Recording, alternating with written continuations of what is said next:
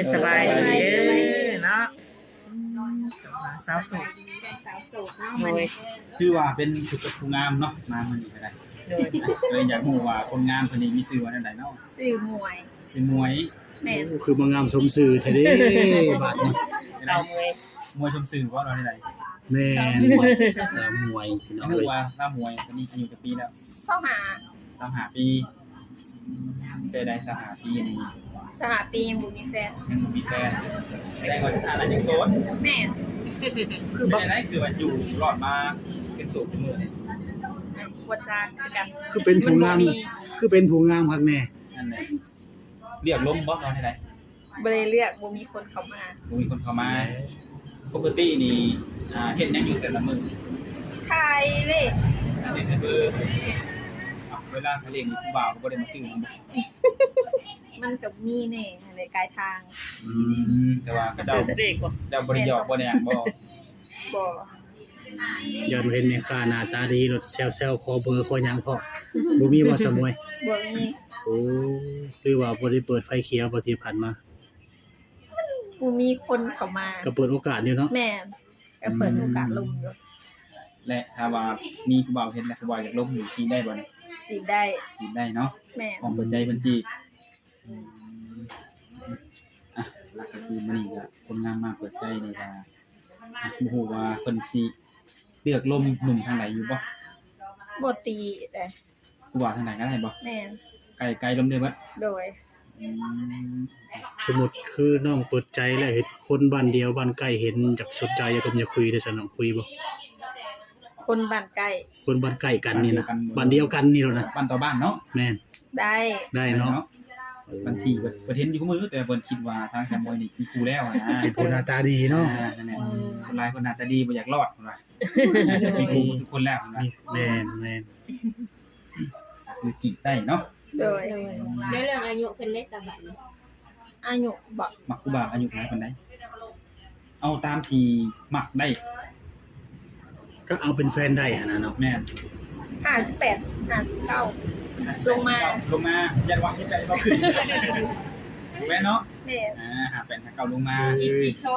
2ปี63 คือ58 59นี่แปลว่าถ้าเพิ่นมักอยากได้เป็นแฟนนี่ก็เอาได้เนาะเนาะ โดย ก็คือหลักๆคืออายุที่ว่ามานี่คือชุดเท่านี้เนาะ แม่น เกินแม่นบ่ได้แม่นบ่ แม่น อ๋อ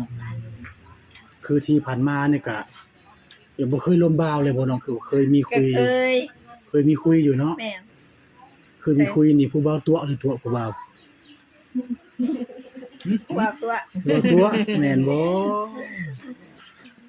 เห็นเป็นผู้หน้าตาดีนี่บ่แค่นะผู้บ่าวนี่ตัวไปตะเลยๆบ่แม่นติ บ่ แต่ผู้บ่าวตัวผู้บ่าวนอกใจบ่น้องมวยคือว่ามื้อนี้ก็อยากได้คนคุยโสดนี่เหงาดนแล้วบ่โสดมานี่นะ โสด2-3 ปีแล้ว 2-3 ปี คือมาป้าให้โสดดนแถวบ้านนี่ ตาการบนวันนี้ แม่นผู้บ่าวคือบ่จักคนงามแท้เด้ฝนก็มาพอดีพี่น้องเอ้ย เลยไม่ต้องยาเป็นแห้งไม่เป็นเลย ครับบ่ชัดเจนก็ขออภัยนำพี่น้องเนาะสังกะสีมันจะดังหน่อยหนึงพี่น้องเอ้ย โดย เลยคือผู้บ่าวที่จะเล่าว่าอายุ58ลงมาเนาะก็น่าจะเคยมีลูกก็หรือว่าเคยมีเมียนะคืออาจจะลูกติดประมาณนี้นะมาลงมันกันอะไรอยู่บ่ ได้บ่ตี เดี๋ยวปีเนาะลูก3ลูก4ลงได้บ่ เบิ่งก็เล่น ลงกันหูเรื่องเข้าใจเดี๋ยวตัวโอเค พอแต่ว่าลงก็ได้เข้าใจเนาะลูกกับบ่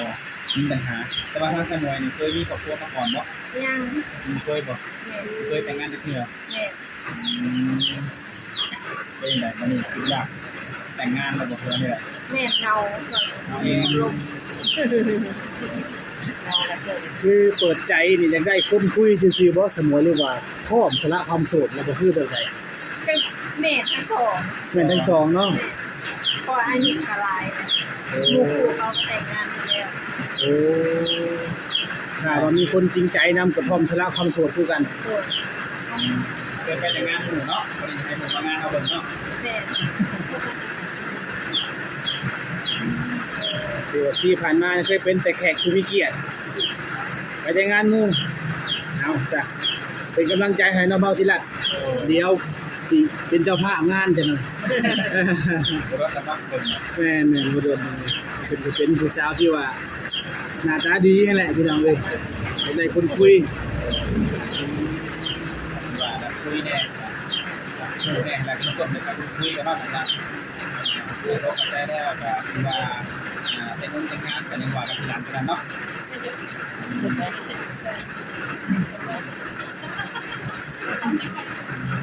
รวมทางใดก็ได้ทางลาวทางไทยต่างประเทศได้เบิดเนาะ โดย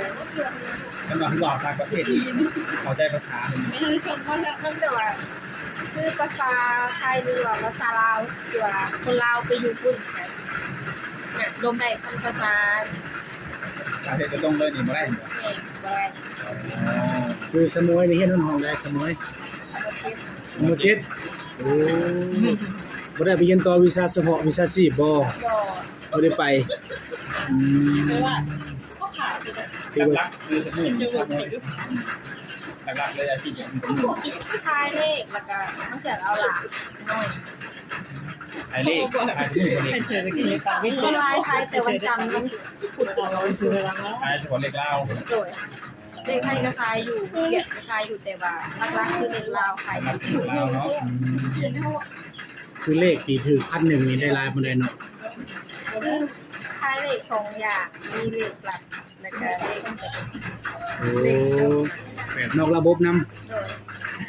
โอ้แบบถ้าเรียกจดนี่1,000ได้หลายปานใด อันหนึ่งเก้าสิบ โอ้ถ้าเลขแบบเลขรัฐบาลนี่จ้ะ อันหนึ่ง60 โอ้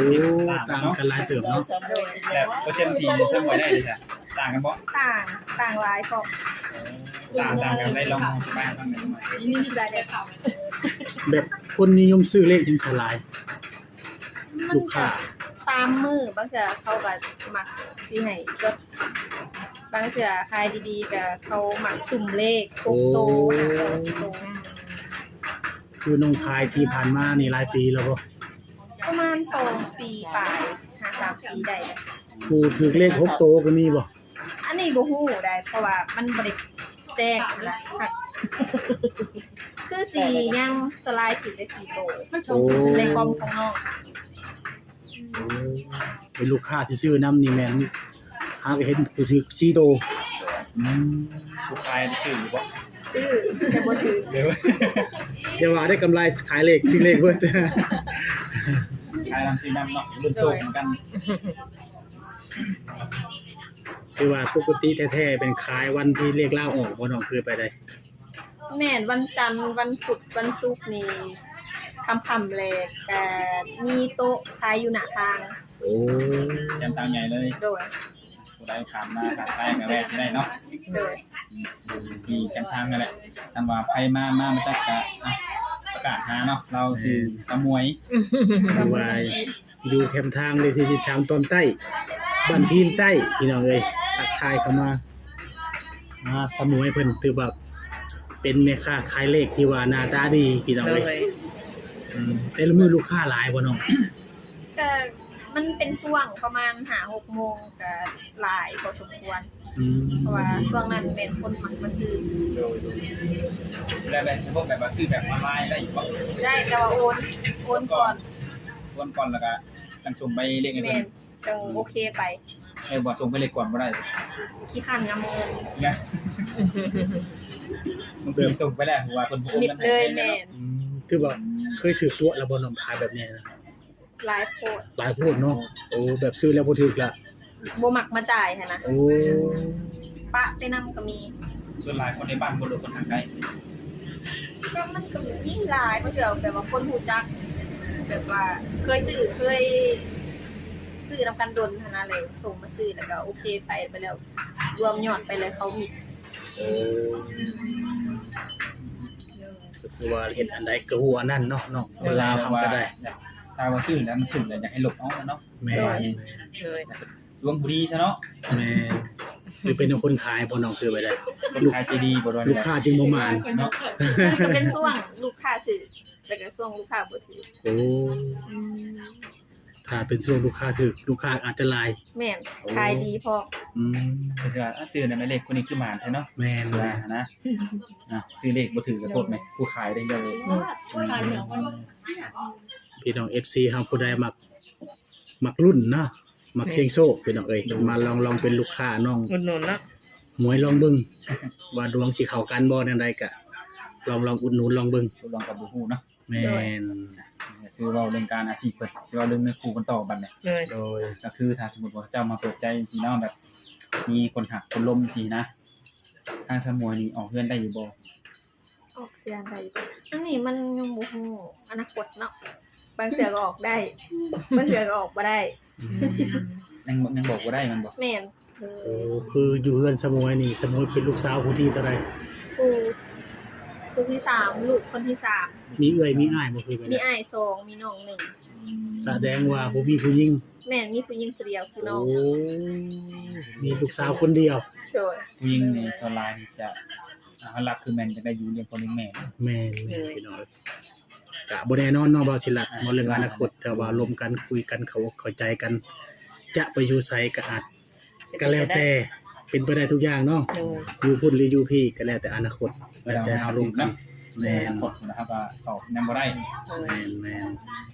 แต่แน่ๆแล้วคือตัวนี้นี่เปิดใจอยากได้แฟนแท้ๆน้องหมวยว่า เหงา เหงาพี่น้องเอ้ย เอาหลายปีบ่ได้ไปลิ้นใช่บ่ครับ เจ๊จีบหนาไป ปล่อยไป บ่มักบ่เรือบ่มีทางไป ซึ่งมันเป็นช่วงบ่จักอันนี้ก็โดนเทื่อจังไปเทื่อหนึงแบบว่าออกไปดินแบบห้างใช่ไหม เป็นต้นแล้วก็ออกไปผ่อนคลาย แม่น เดือ แต่ ไป ช่วงนี้แม่นบ่ได้ออกเลย ไปชุมเซลกับหมู่หั่นแหละเนาะบางเวลาพี่น้องเอ้ย เลย สมพอผู้บ่าวจึงบ่จักเพิ่นโสดพี่น้องเอ้ยสมพอเพิ่นจึงโสด2ปี3ปี เลย เพิ่นบ่ค่อยแบบ เดี๋ยวว่ามันจะโฆษณาที่ไหน ออกแบบลิ้นเที่ยวปานใดเนาะ ว่ามันอยู่เอาใจ มีสเปคอยู่บ่มาเปิดแน่ได้มัก ตัวจะขาย เจ้าเป็นแบบนะ บ่มีแปลว่าเขาล่มเขาก็ได้แม่นล่มได้ ก็จะล้มกันก่อน แม่นพอแต่ล่มก่อน เอาไงคือล้มแบบ คนสูงคนดำคนขาวก็ยังก็ล้มได้บ่บ่ก็แต่ว่าล้มแล้วเข้าใจกันเนาะ เล โด ย ย คือล้มได้กันว่าเอาไงคือบ่จำกัดหรือสเปคเนาะ โดย จำกัดแค่อายุอย่างเดียว แต่ก็แน่นอนเนาะมันก็ต้องมีบางเรื่องที่ทางผู้หญิงบ่มักในตัวผู้ชายมีบ่สลับสมวยบ่มักในสิ่งที่ผู้ชายเพิ่นเป็น แบบว่า มีบ่หรือว่าในใดหรือว่ายังคิดบ่ออก นี่คือบอก คิดบ่ออกแสดงว่ายังบ่เจอแบบว่าคนเฮ็ดให้เจ้านี่แบบหาบ่ได้แม่นบ่ แม่น เอาไงคือถามในลงกันก่อนเนาะ โดย จะได้บ่มักก็ค่อยบอกกันทีหลัง โดย อืม ที่ผ่านมาเคยคุยกับแฟนผู้บ่าวนี่คนรุ่นราวคราวเดียวบ่น้องเด้อว่าคนมีอายุสูงคือกัน อายุหลายกว่า โอ้ปัจจุสมัยแบบที่เคยมีเนาะ แม่น ก็คือลมคนมีอายุสูงกว่าอยู่แล้ว โดย มักคนอายุหลายแน่นอน แม่น เป็นคือว่ามักอายุหลาย แบบจะได้แบบผู้นำผู้พาหาพาสารนั่นน่ะ อืม มาสร้างกับรุ่นราวเขาเดียวนี่บ่ได้บ่ ก็ล่มได้อยู่ชุดเราคราวเดียว มันก็บ่แน่เนาะรุ่นราวเขาเดียวก็เพิ่นก็แบบเก่งเรื่องภาษาก็มี โดย แต่บ่ได้ว่ารุ่นราวเขาเดียวแล้วบ่ลมเนาะก็คือลมได้อยู่ เลย โดย คือคนรุ่นราวคราวเดียวเนี่ยผ่านมากับผู้แซวลิ้นๆนี่ก็บ่มีบ่น้อง มีเซลล์ดิ ก็มีอยู่เนาะ มีบางเทื่อลูกค้ามาซื้อเลขเขาก็หยอกอยู่ โอ้ มันไหวบ่เวลามีคนหยอก ก็หยอกเป็นเขามาซื้อนั่นแหละแปลว่า เขามาซื้อเลขเนาะก็ว่าไปปูปลา พอได้ขายเลข โดย เอาลูกค้าเนาะว่าไงนะ ทางสลายบ่มีคนอยู่บ้านเพราะว่าเขาก็ไปทำงานอยู่ต่างประเทศเด้อ อืมเวลาผู้บ่าวหล่อหยอกนี่บ่ได้หวั่นไหวหยังบ่น้องมวย บ่มี บ่มี คือไม่หยอก เห็นว่าคือเห็นหน้าจ้อยหล่อแท้ผู้มาซื้อเลขเพิ่นใดนี่ก็ว่า ไม่ก็เหมือน คิดนำอยู่แม่นบ่มีเนาะ แม่น โอ้สิเอาผู้บ่าวหล่อๆมาใส่เด้มาลองใจเพิ่นนี่พี่น้อง เปรียบใส่บ่คนหล่อคนบ่หล่อมาฮะมาพร้อมกันบ่ แม่น เรียกตัวเองเรียก ใครคนมาก่อน มาก่อนก็ได้ก้อนน่ะเนาะ โดย ปกติลูกค้านี่ คนบ้านเดียวกันบ่น้องหรือว่าคนเลาะสายทางบ่เคยไปเลย มันมีครบบางเทื่อก็คนในบ้านส่วนหลายแม่นคนในบ้านเป็นหลักสายทางแม่นบ่หลายปานใด จะเป็นบางมื้อเนาะ โดย โดย เฮ็ดให้เฮ็ดนาอยู่บ่แต่ละปี โดยเฮ็ด เจ้าก็เฮ็ดบ่ เฮ็ด ดำเป็นลอกเป็นเกี่ยวเป็น แม่นเฮ็ดเองบ่ได้จ้างปี บ่ได้จ้างบ่ให้นาเด้ น้อง อย่าว่าให้เองอีกซะดอก เป็น น้อง ขาแต่ดำแต่ลก อืม หลายๆบ่เฮ็ดข้าวเฮ็ดนาแต่ละปีได้ข้าว ปีหนึ่งได้ประมาณ100ต้น เหลือเฟือเนาะ ๆแม่น ข้าวมันได้ขายทุกปี พอได้ขายอยู่แ แต่ละคันมาเนาะหาคนเงินบ่ทันก็เห็นแต่เขาเลยเนาะ โดย อายุแต่เขาลายแต่งอยู่แต่งกินภายในเรือนในชาติได้บ่ โดยได้ เป็นมันบ่ บางอย่างเป็นกันทาม ทางไปทางนี้ โดย แม่นอันนี้เพราะว่าเป็นลูกสาวเดียวเดี๋ยวแห้งเป็นแหละตัวนี้เนาะหนึ่งเขาเฮ็ดอยู่ผู้กินนี่กะบ่ได้แม่นว่าหน้าที่ของผู้หญิงดอกเนาะแต่กะหลักๆก็ต้องแม่นผู้หญิงนั่นแหละพี่น้อง ต้องยังไงคือทางเราต้องเป็นหมดทุกคนเนาะ แม่น ไม่ว่าคนหนึงบ่อยู่คนหนึงอยู่นะ แม่นนี่คือน้องมวยเพิ่นนี่เป็นผู้หน้าตาดีพร้อมเรื่องเวียกเฮือนนี่ก็ครบวงจรได้ทุกอย่างพี่น้องเอ้ยและฝาก FC ครับผู้ใดผู้สิเป็นผู้โชคดี ผู้ใดสิมาครองใจเพิ่นพี่น้องเอ้ย โดย ถือว่าตอนนี้นี่ยังว่างบ่สิห้อง แม่ บ้านเราสิของหลายห้องแม่ โสดสนิทเลย สนิทเนาะ FC บริษัทโสดมีอยู่ว่าบ่สิล่ะ มีหลายอยู่ มีหลายอยู่เนาะ มีหลายอยู่คนเล่นๆกันหลายอยู่ โดยเอา แต่ว่าเห็นเพิ่นก็ไปถ่ายคลิปมาแล้วมันบอก โดย มี FC สนใจอยู่ อื พุ่นน่ะ ม แต่ก็อยากให้ทางบริษัทนี่มาถ่ายทำก่อนพุ่นว่า เลย จักมือแล้วน้องถ่ายคลิปนี่ถึงฮอดมื้อนี้ 2 มื้อเมื่อวานนี้กับมื้อนี้ มีแล้วว่าคนคุย ยัง คนทักเข้ามาหลายอยู่ คน บ่ ทักได้มีบ่คนทัก ยังบ่ได้ทัก เอาแล้ เปิดใจ ว ไม่ได้ยังบ่ทักเนาะ หรือว่าเขาเห็นน้องมวยเป็นผู้งามแล้วบ่กล้าลมบ่จักซะ เขาบ่ทักมาหาเจ้าหรือว่าได มีแต่พวกมาสัมภาษณ์ถ่ายเอาการติดต่อหั่นนะ ดู แต่ก็มีแต่ยังบ่ได้มีคนเข้ามา โอเค แม่น เป็นเฟซเป็นไลน์ก็น้องแจกให้ YouTube ใช่บ่ ให้หลังไมค์ ให้ทุกคนเนาะที่มาถ่าย แจกยังไงแจกนะ ไลน์บ่มีแต่เฟซกับ WhatsApp แต่ว่าส่วนหลายเขาเพิ่นเอาเฟซ หักเฟซนี่เป็นภาษาไทยหรือภาษาลาว ภาษาอังกฤษ ภาษาอังกฤษ นั่นแหละยังพิมพ์ง่าย ถือว่าอาจจะ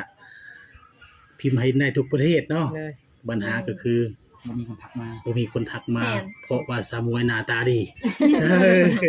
ก็ดีเป็นเหตุเนาะ เป็นหยังเนาะ FC ทางทีมงานเฮานี่แหละเสียนได้เขามาจองใจกันเนาะวันนี้ ก็ฝาก FC ทุกช่องอยู่ในนี้แหละพี่น้องเอ้ยที่ร่วมทายนํกันนี่แหละ โดย ถ้าว่ามีความสนใจจากเรื่องอยากเคยทักทายมาก็